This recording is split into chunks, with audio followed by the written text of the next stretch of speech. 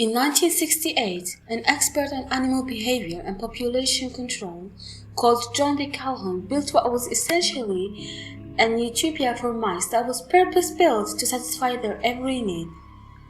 That's why, going out of his way to ensure the inhabitants of his perfect mouse society never wanted for anything. Within 2 years, virtually the entire population was dead. So what happened? Dubbed Universe 25, Calhoun's mouse utopia was built with the needs of its mouse inhabitants firmly in mind and was designed specifically to cater to their every need, containing plentiful food, water, bedding, and at least initially space. The enclosure was described as follows: a tank 101 inches square, enclosed by walls 54 inches high. The first 37 inches of wall was structured so that the mice could climb up, but they were prevented from escaping by 17 inches of bare wall above. Each wall had 16 vertical mesh tunnels, called them stairwells, soldered to it for horizontal corridors, opened off each stairwell, leading to 4 nesting boxes. This means 264 boxes in total, each capable of holding 15 mice. Well-versed in rodent populations from dozens of previous experiments, something that's kind of apparent when you realize that the enclosure was called Universe 25. Calhoun anticipated that his mouse paradise could reliably and, more importantly, comfortably housing 3,840 mice. Before that, though, he needed to pick the proverbial Adam and Eve of his mouse Garden of Eden. Calhoun eventually settled on 4 breeding pairs of mice specifically bred for the experiment and handpicked from the most healthy specimen from the National Institute of Health's own breeding colony. Now, before we get into discussing what happened next, we should give some background information about how this experiment came to be and what it was hoping to accomplish. Prior to creating Universe 25, Calhoun had performed a number of similar experiments with rodents that started all the way back in the 1940s. All of these ended in failure when the population either stalled or turned on itself. For example, in one experiment, Calhoun created an enclosure that could easily have housed 5,000 rats, but the eventual population never rose above 200 despite unlimited food, unlimited water, and a complete absence of any predators or any threats. Furthermore, Calhoun noticed that despite ample space, his rodents would often crowd together, which resulted in a breakdown of social structure amongst the population. This unusual phenomenon led Calhoun to coin the phrase behavioral sink to describe what he felt was the inevitable collapse of any overpopulated society. Calhoun's experiments eventually caught up the eye of the National Institute of Mental Health, who, intrigued about the observed effects of overpopulation in rodents, specifically if any of the observed phenomenon could be applied to humans. To this end, the National Institute of Mental Health gave Calhoun access to a small piece of land that they owned in Maryland and the funding that was needed to construct Universe 25. The stated goal of the experiment was simply to see whether a perfect society would flourish. Initially, the experiments proved successful, and the mice lived in a relative harmony. Within a year, the population of 8 super healthy mice had swelled to a respectable 620 members. Great care was taken to ensure the mice were taken care of.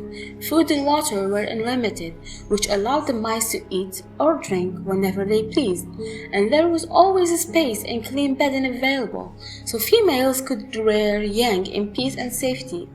Despite this, Calhoun noticed that after day 350 of the experiment, things started going wrong. First of all, there was a noticeable drop in population growth. While initially the population of the mouse heaven had doubled every 55 days, After day 315, it doubled according to Calhoun's notes, approximately every 145 days. This made little sense, as there was still ample space to house another 3,000 mice. In addition to a drop in population growth, Calhoun also noticed an upward change in behavior in both males and females. The social bonds broke down, and male mice, without a reason to defend their territory or food source, since both were plentiful, became dejected, forming cliques that randomly attacked one another for seemingly no reason. Females similarly began abandoning young or even attacking them, and slowly but surely both males and females simply stopped breeding. In the lead up to this, there are certain of the male mice began mating with whatever mouse happened to be around, male or female. Many of the mice also began to simply kill and eat one another, despite the abundance of food and water. Mothers also abandoned their babies. Mice would crowd together in groups of 50 or more, in pens designed to hold 15 individuals, while pens with plentiful bedding sat completely empty, just inches away. Most intriguing of all was a small group of males and females who withdrew themselves from mouse society altogether to live in the upper levels of the enclosure that Calhoun described as the beautiful ones. These mice did nothing but sleep, eat, and groom themselves, and this gave them noticeably smoother-looking coats, which, along with their isolation, meaning no scars from attacks, led to their nickname. They seemingly lost interest in all meaningful social bonds and refused to interact or mate. The last birth in Universe 25 took place on day 600, and from that moment on, the population slowly dwindled. Even when the population descended to levels where the mice have previously flourished, they refused to breed or to go back to their old way of interacting. A few months later, all of the mice were dead. Calhoun noted that although the population had survived for many months afterward, it is effectively died on the 315th day, the day the social bonds broke down. Stating that their spirit has died, they are no longer capable of executing the more complex behaviors compatible with species survival. The species in such settings die. Calhoun saw his experiment as a warning bell for humanity, with his belief being that overpopulation would inevitably lead to social collapse, and thus the extinction of the human race. Others have taken a less nihilistic view of his work and believed that his results were comparable to what would happen in a human society. After all, we are all slightly more complex and self-aware than mice. Others have taken a less nihilistic view of his work and believed that his results were comparable to what would happen in a human society. Others have taken a less nihilistic view of his work and believed that his results were not comparable to what would happen in a human society, as after all, we are all slightly more complex and self-aware creatures than mice.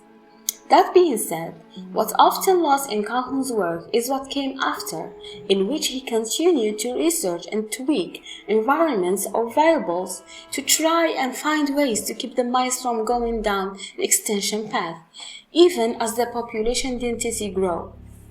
And in fact, he had some success with this. For instance, in one case via simply encouraging creativity in certain mice by various means, giving them a sort of purpose. It actually worked, with the creative mice continued to thrive well beyond what if otherwise been expected from the previous experiments. In the end, whatever one's opinion of whether Calhoun's work is actually relevant to humans, it's still kind of fascinating that a new rodent, Utopia, resulted in the mouse equivalent of the purge.